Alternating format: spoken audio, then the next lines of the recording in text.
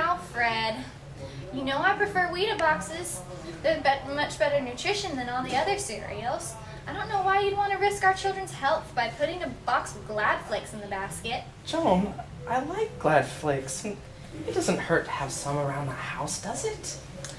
Well, I suppose not. I am the mother, and we both agree that the mother is supposed to be the one taking care of the household and the nutrition of children. All right, dear. Now, put the Glad Flakes back.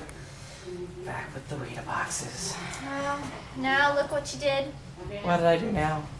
You put in the family size. You know if we're going to buy economically, you've got to get the super size. Can't you have a little bit of sense? Oh, okay. As you say. Okay, so how'd it go today, folks? Well, we're very happy with the items that I found. And then how about you, sir? Well, you know, it's what the lady says. Sir, I know how that is. You know, there's no reason to be so excited, dear. Well, it's not every night that we have Joe and Fran Summers coming over for dinner. Yes, but I'm sure, you know, you're a good cook, and they'll be happy with whatever you make. I sure hope so. I don't want anything to go wrong. Oh, don't worry, it won't. And I want you to be sure, Fred, to be sure about your manners. You always have some way of picking up the wrong fork. Well, you know I'm always careful, dear. I always make sure to use the right fork. You always have some way of using the wrong salad fork, that is. Oh, but I know it's the one on the left by the other fork, right? Oh, well, you're so smart, darling. Well, I married you. Oh, Okay. Fred, look at you now. Oh, no, what's the matter? You're wearing that tie, that yellow and green spotted tie. You know I hate that tie. It clashes with everything you wear. But I like my tie. What's wrong with the color of my tie? Fred, you realize that wherever you are, you have to look nice. You always make a good impression on people. Now look, Joe is not the type of person that would worry about the color of my tie. Well, I am. You know, can't you wear something a little bit more distinguished than that green sports coat? I mean, you have such a nice blue suit. It makes you look so handsome. Why don't you wear that, darling? Honey, why do we have to worry about so many picky little details? Because it's the picky little details in life that make up the big things. Wait, I can't see how possibly the suit I'm wearing, the color of my tie, or the part in my hair is going to possibly affect the sun coming up in the morning. Fred, you simply refuse to listen to reason. That's your problem.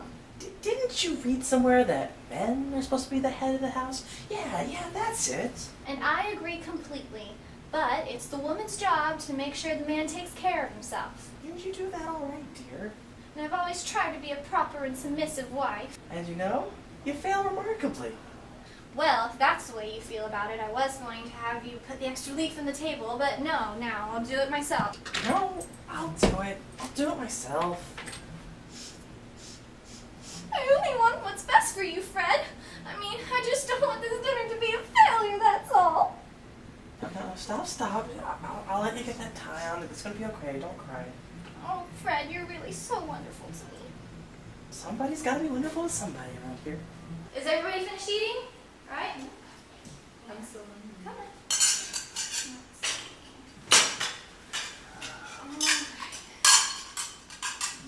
You sure you can't help you with that, honey? Oh, no. You and Joe just talk. We'll go get the dishes and dessert done. Okay.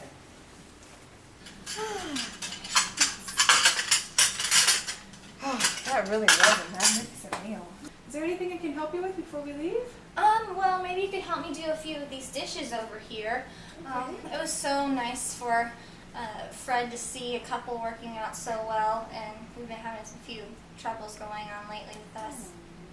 Well, you know, Joe and I, we just really try to apply Bible principles. Yeah. Well, you know what? Actually, could you get the copy out of the cabinet over there real quick? Sure. Oh, that's funny. Same place I keep mine. But there's really something not working quite right with this. Yeah. How do you and Joe go about your marriage? Well, we just apply Bible principles. Seems the more and more I try and help Fred, the more he resents it. He just doesn't seem to be the man I thought he was when I married him. Well, there's nothing like a marriage to really get to know how someone is. You can say that again. Fran, I'd like to ask you something. You've been married a long time. Did you notice anything wrong with the way Fred and I were tonight? Well, I did notice a bit of counsel the Bible touched on. Well, let's look at 1 Peter chapter 3 and verse 1. In verse 1, In like manner, you wives be in subjection to your own husbands, in order that, if any are not obedient to the word, they may be won without a word through the conduct of their wives, because of having been eyewitnesses of your chaste conduct, together with deep respect. now Joan, notice what it says there about a wife's relationship with her husband? Well, that she should be in subjection to her own husband. Now notice how it says a wife will win her husband over with deep respect and chaste conduct. Well, I try and be a proper and submissive wife to Fred. Well, I think I'm pretty submissive, and generally I'm pretty respectful of Fred. Well, perhaps you are. But it's good to ask yourself a few questions about your marriage. What kind of questions? Well, for one, you can ask yourself, do I accent negative qualities about my husband, or do I try to build him up? Well, naturally I try and build him up. So, how do you build him up? Well, I try and make sure that he's properly dressed and that he behaves himself in front of company. You know, he always has a way of using the wrong fork or something with the salad. Okay, well, that may be true. But let's say Fred didn't like the color of your blouse. Oh, he never. My taste is much better than his. It's okay. Okay, well, let's say that you burnt the vegetables at dinner. Through the whole dinner, all he focused on was the fact that you burnt the vegetables, but everything else was really good. Well, I never burn vegetables. Okay, well, suppose he did. Well, I guess I'd remind him how inconsiderate it was of him. After all, I went through all that hard work of cooking it for him, and I only tried my best. Well, who goes out every day to get that food for you to prepare? Well, I do my part. But who actually goes out and gets it? Well, I guess Fred does, and that's why I want to help him out. Well, usually husbands don't mind the wives helping out, but it's just the way you go about doing it. Well, what do you mean? Well, notice how the Apostle Peter said for wives to be in subjection to their husbands. So, they've been gone for a while. Housework.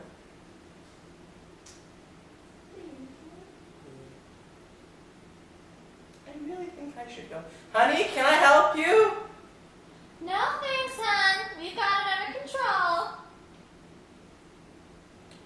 When the Apostle Peter mentioned submissiveness, it was a way for wives to show that they respected the headship arrangement. If you deeply respect someone, do you openly criticize them in public? What are you getting at? Well, I noticed your dinner, your comments to Fred about a certain tie you're glad he didn't wear to dinner. Well, Fran, I was only trying to compliment him. Well, was it something positive about him, or was it something negative?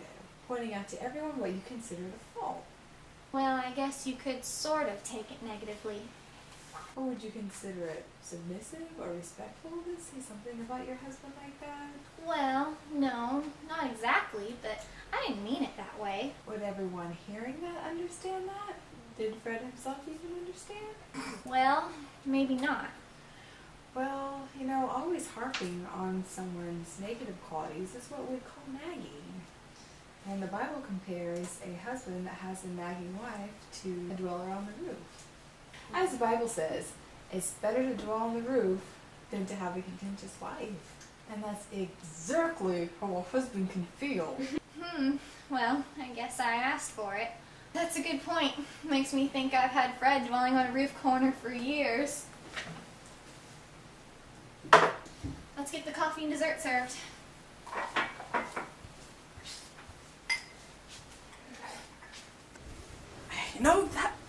That Bible just has so much practical advice, and I'm really glad that Fran and Fred came over to dinner. They're just such a good couple. Yeah, it certainly was a great night. But that's part of what I wanted to talk to you about, Fred. Fran was showing me some things from the Bible, and I thought that maybe it would apply to me. And that's sort of what I wanted to talk to you about, Fred. I talked to Fran tonight, and she really did have some things to talk to me about in the Bible. And, I always try and, have a nice household and make sure the children are well taken care of and that you're well taken care of. but she pointed out to me that I may not have been as submissive as I should be. Oh?